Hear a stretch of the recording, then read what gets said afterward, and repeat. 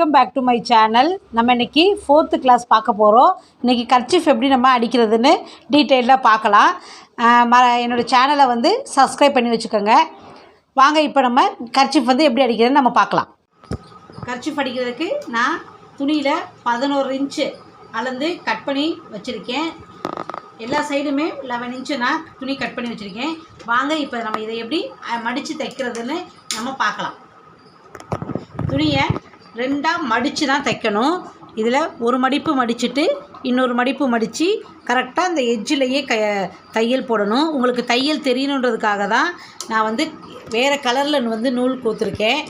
வாங்க நம்ம இதை எப்படி தைக்கிறதுன்னு பார்ப்போம்.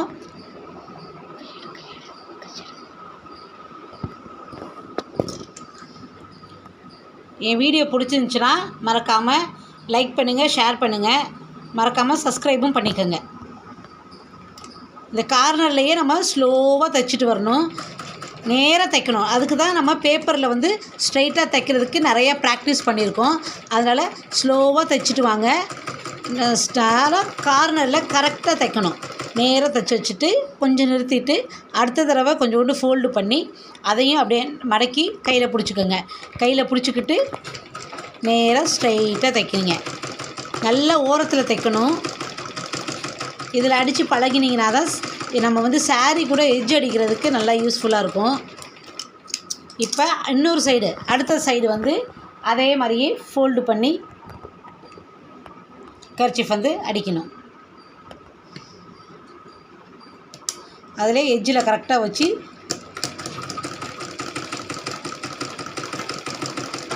அடிச்சுட்டே வாங்க. கரெக்டாக ஒரு ஃபோல்டு பண்ணிவிட்டு அப்புறம் அதையுமே இன்னொரு தடவை மடிச்சுக்கிட்டு கரெக்டாக ஓரத்தில் அடிச்சுட்டு வாங்க. நான் எவ்வளோ நீட்டாக கார்னரில் கரெக்டாக அந்த எட்ஜில் அடிச்சிருக்கேன்னு நல்லா தெரியும். அதே மாதிரியே நீங்களும் 1க்கு 2-3 தடவை நீங்கள் அடித்து பழகுங்க. அப்போ தான் உங்களுக்கு ஸ்டிச்சிங் வந்து கரெக்டாக நேராக வரும். நான் 3வது சைடும் மடித்து அடிக்கிறேன். உங்களுக்காக தான் நான் மெதுவாக அடித்து காமிக்கிறேன். நீங்கள் நல்லா ஃபாலோ பண்ணிவிட்டு வீடியோவை 1க்கு 2-3 தடவை நீங்கள் போட்டு பாருங்கள். ஒரு மடிப்பு அப்புறம் இன்னொரு மடிப்பு மடிச்சுக்கணும்.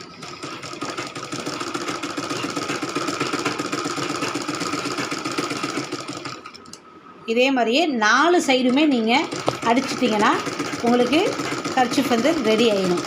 இதை நீங்கள் ஒரு கர்ச்சீஃப் மட்டும் அடித்து பார்க்க வேணாம், ஒரு 2-3 நீங்கள் அடித்து பார்த்துக்கிட்டே இருங்க. அப்படி இல்லைன்னா ஓரத்தை மடித்து ஸ்ட்ரைட்டாக அடித்து நல்லா ப்ராக்டிஸ் பண்ணி பாருங்கள்.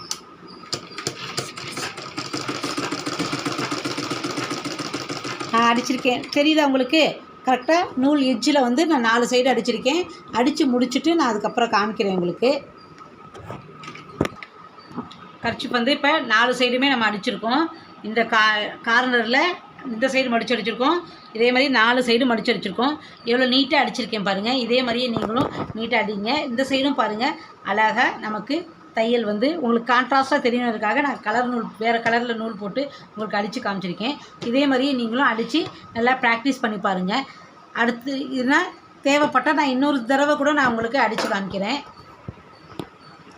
இதே மாதிரியே ஸ்கொயரில் நம்ம துணி அளந்து எடுத்து வச்சுக்கிறோம். அதை ஒரு மடிப்பு மடிக்கணும், அப்புறம் இன்னொரு மடிப்பு மடிச்சுட்டு அதை நல்லா ஓரத்தில் அடிக்கணும். ஓரமாக கையில் அடிக்கணும். தையல் வந்து இந்த சைடும் அந்த சைடும் எங்கிட்டும் நழுவி போகக்கூடாது. நம்ம அடித்தோன்னா ஸ்ட்ரைட்டாக தான் இருக்கணும். அதுக்கு தான் நம்ம பேப்பரில் வந்து ஸ்ட்ரைட்டு, ஸ்கொயரு, ட்ரையாங்கிள் அதெல்லாம் நம்ம வெறும் ஊசியிலேயே நம்ம நூல் இல்லாமல் அடித்து ப்ராக்டிஸ் பண்ணுறது.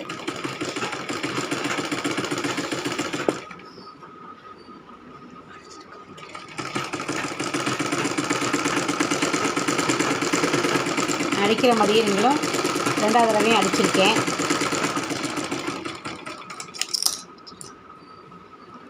அப்புறம் 3வது சைடு. எப்போதுமே நம்ம எது தைக்கிறதா இருந்தாலும் துணி அளந்து எடுத்த பிறகு ஸ்டிச்சிங்க்குன்னு தனியாக நம்ம துணி விடணும்.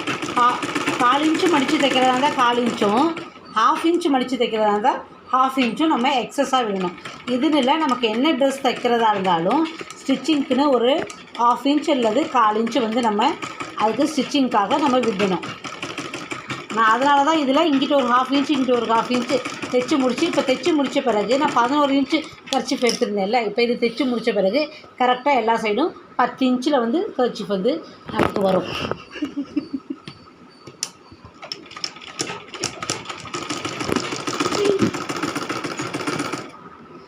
நம்ம 4வது சைடும் செஞ்சு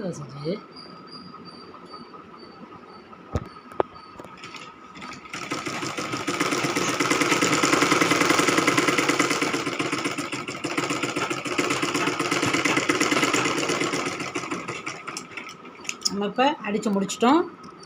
எல்லாம் நீட்டாக எல்லா சைடும் இருக்கிற த்ரெட்டெல்லாம் கூட கட் பண்ணி விட்டுடலாம். நம்ம கர்ச்சீஃப் வந்து நீட்டாக அடிச்சிட்டோம். இதே மாதிரியே நீங்களும் அடித்து ப்ராக்டிஸ் பண்ணி பாருங்கள். நம்ம நெக்ஸ்ட் கிளாஸில் மீட் பண்ணலாம். பாய்.